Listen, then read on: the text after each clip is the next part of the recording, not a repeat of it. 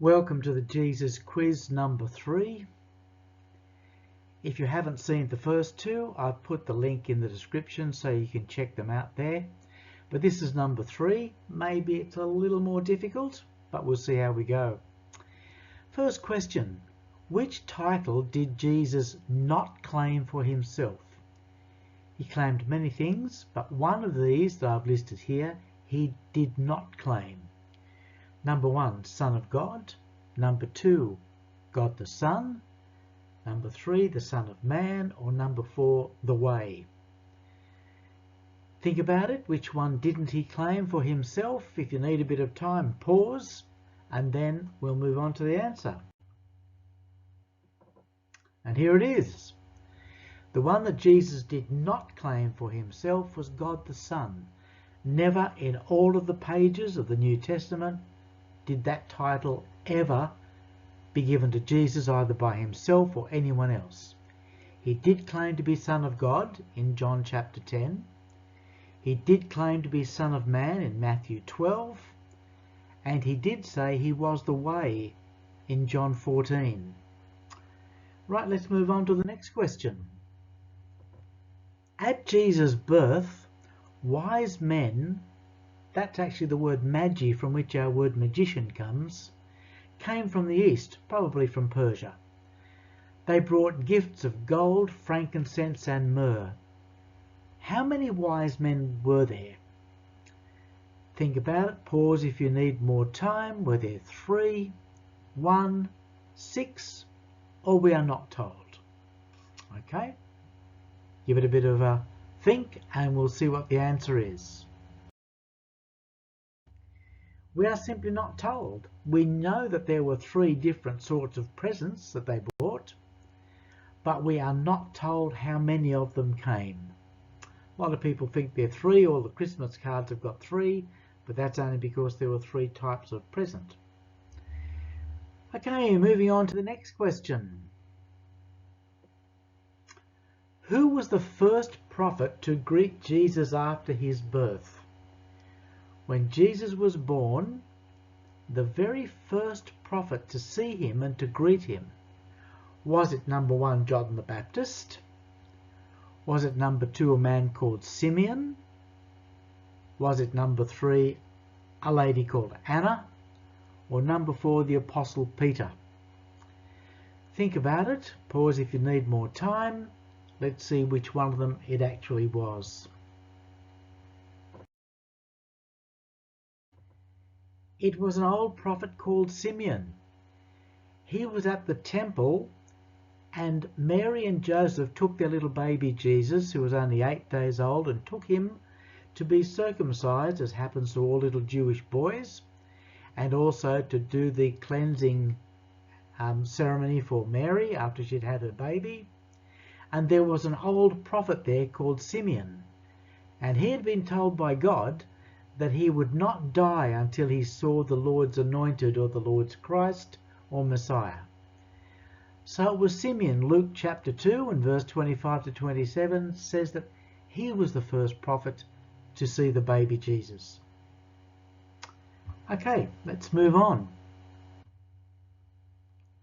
Who was the first prophet to greet Jesus before he was born, not after? Was it John the Baptist?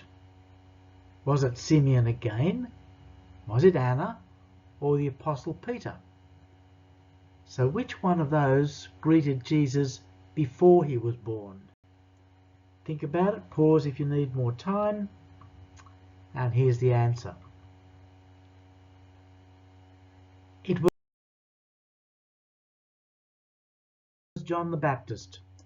Recorded for us in Luke chapter 1, it says that when John the Baptist's mother Elizabeth was still pregnant, and John the Baptist was still inside her womb, Mary, the mother of Jesus, came, and she was pregnant with Jesus, and when she walked in, the baby John jumped for joy inside his mother, because he recognized that Jesus was the great Messiah that he was to herald.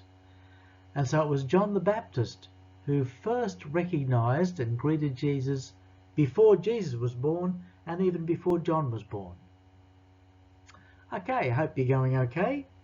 Let's move on and look at the next question.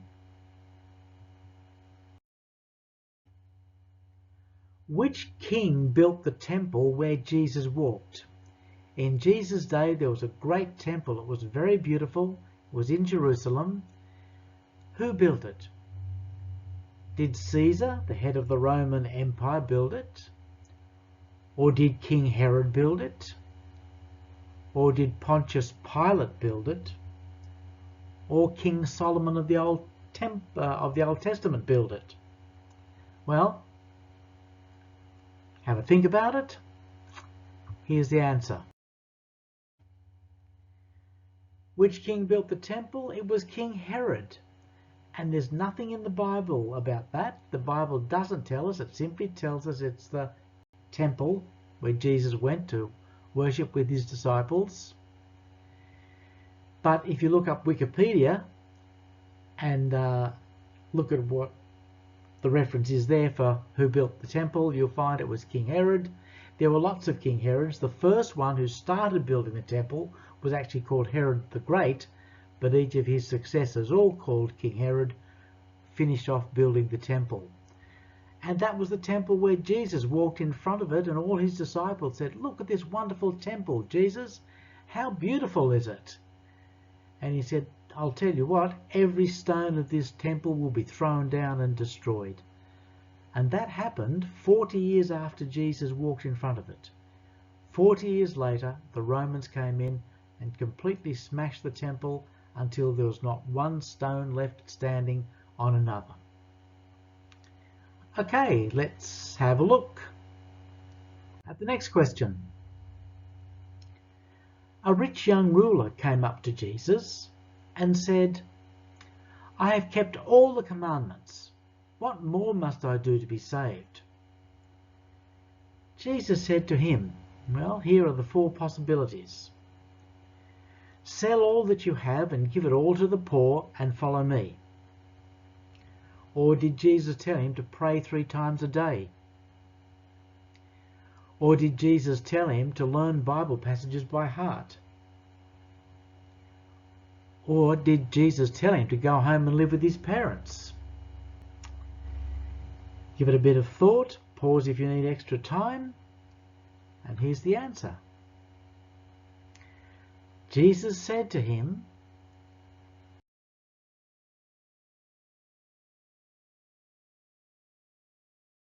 "Sell all that you have and give it to the poor and follow me." That's in Mark chapter 10.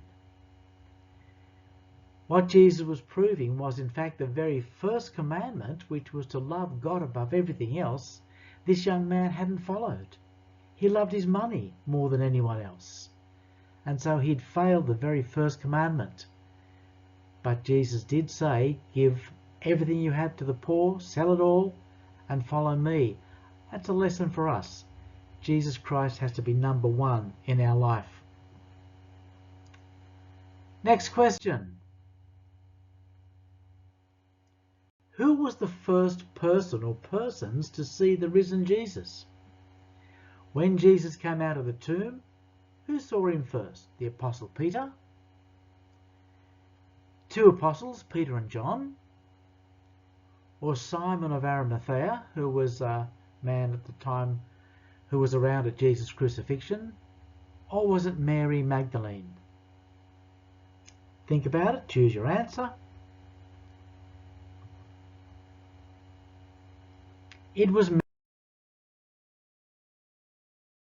Mary Magdalene. She was the first person to see Jesus after his resurrection.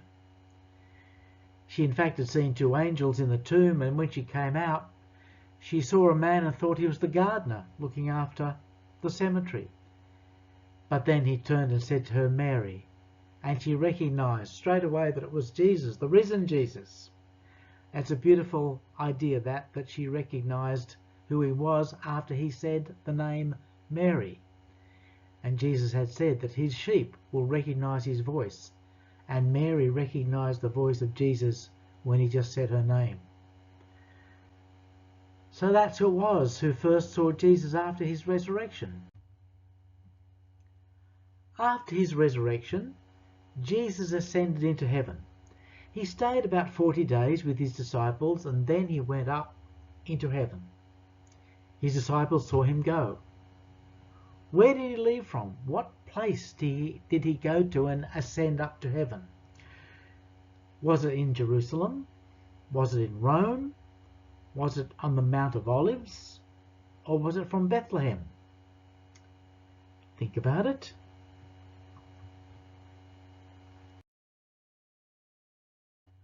After his resurrection, Jesus ascended into heaven. From where? From the Mount of Olives. That's told to us in Acts chapter 1, verse 9.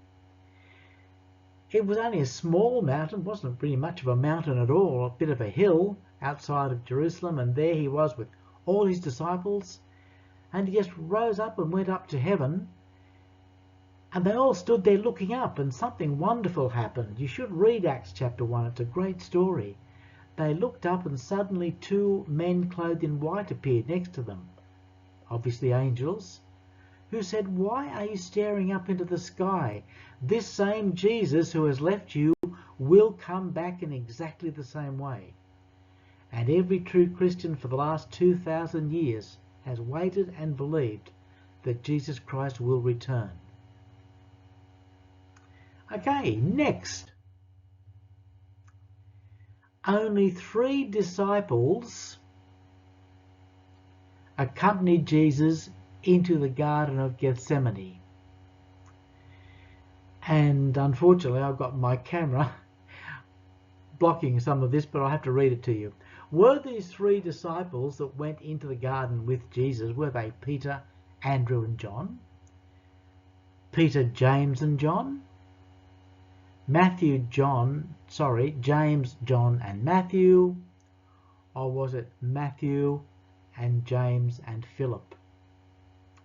Right, so which one? Which was the correct 3 that went with him? He went into the garden before he was going to be crucified, and he prayed to God that God might give him the strength to get through this terrible torture that was coming. So who were the 3 disciples who went with him into the garden? Give it a bit of thought. And it turns out that it was Peter, James and John. Matthew chapter 26. They were the 3 disciples that witnessed lots of things with Jesus that were quite intimate. They went with him into the garden. They also were the ones who saw the transfiguration when Jesus was glorified and Moses and Elijah appeared with him. But there they are, they're the 3, Matthew chapter 26. Okay, and here's our last one, I think. I forget how many I've got. Jesus did many wonderful miracles, like raising the dead, healing the sick. Only one miracle was performed by Jesus, but never by anyone else before him. Other people in the Old Testament had performed miracles, but one of these miracles was especially saved for Jesus, so that Jesus was the only one that did it. Was this miracle raising the dead? Was it feeding a multitude of people? Was it healing a man born blind? Or was it using God's power to cure a man of leprosy? Think about it. Decide which one it could be, or give yourself a pause and you could give yourself a bit of extra time. Which one was it only Jesus could perform?